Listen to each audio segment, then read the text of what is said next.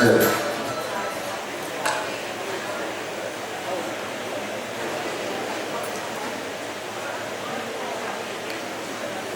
Good morning, everyone. So I'm Gaban Yasco from Moto Lubricants and Power Services. So Moto Lubricants Power Services is the sister company of Moto Industrial Traders who do supply turbine for the power plants.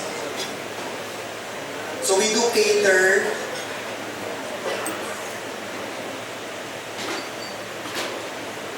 CPI Fluid Engineering. So the product of CPI Fluid Engineering are more on lubrication. For the CCAP, we supply ammonia compressor oil. So we do have synthetic and non-synthetic compressor oil.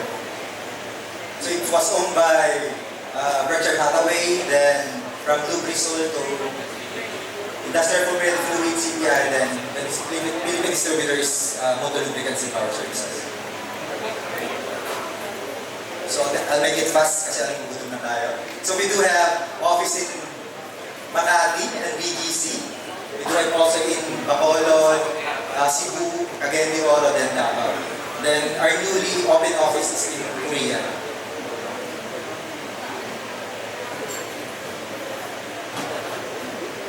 So we do have two products for ammonia compressor oil.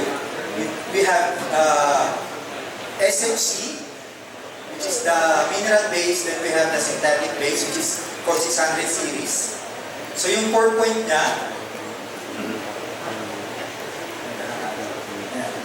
you can see here the core point of the mineral base is minus 42,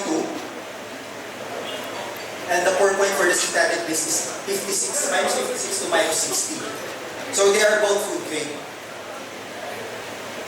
So for the technical stuff naman, if you're going to buy some ammonia compressor oil, here's the things that you need to know.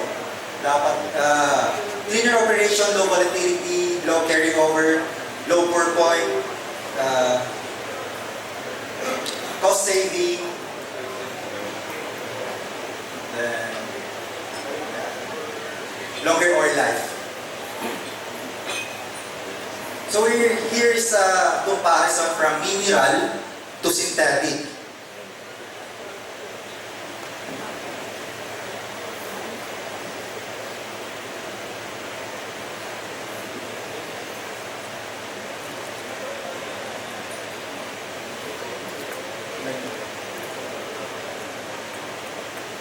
Here.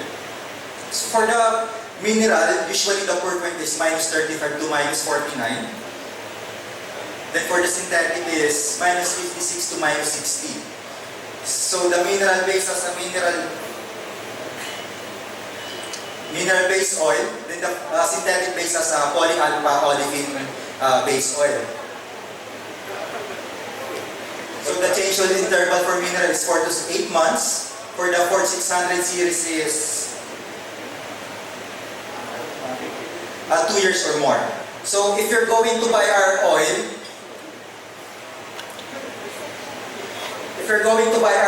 we do conduct oil analysis for free, then oil and monitoring for free. So here's a comparison. You can see here at the left side, after 3 months of using mineral oil, it's already oxidized. Medyo maitim na siya. And for the synthetic, 13,000 running hours, ganyan pa rin yung kulay niya. So this is from Mex Logistics. So we have OEM approval from Free, Vilter, Gea, and Maikawa. So lahat may approval po kami dyan.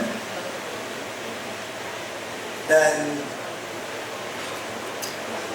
our ammonia refrigeration clients are Dow, Jollibee,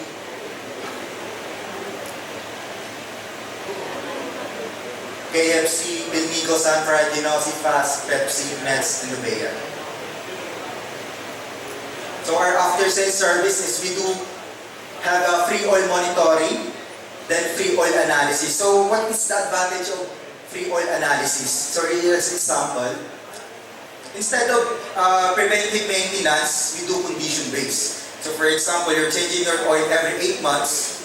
For the condition-based, we check first the oil before you change oil. So malaking tipid siya.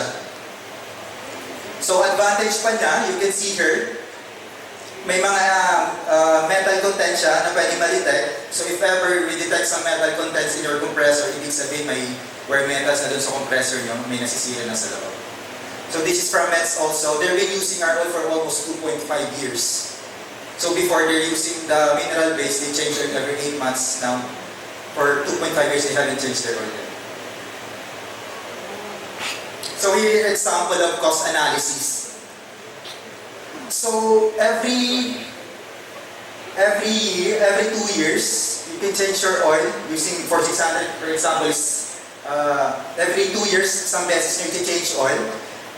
So, sa mineral base for 4 na beses, so makakatipid kayo ng almost 46.81% every year savings if you're going to use the synthetic oil. So, dito kasi sa Pilipinas, ang na-experience ko, when they're using oil, mas pinapahalagaan nila yung compressor nila. Hindi nila pinapansin kung ano yung ginagamit nilang oil. For example, the temperature of the blast freezer is minus 42. They're using minus 39 per point na mineral oil. That's why hindi nila napapansin, nangingitim agad. So that's the problem here sa Philippines kasi yun na yung nakasanayan. So we're here to change that culture.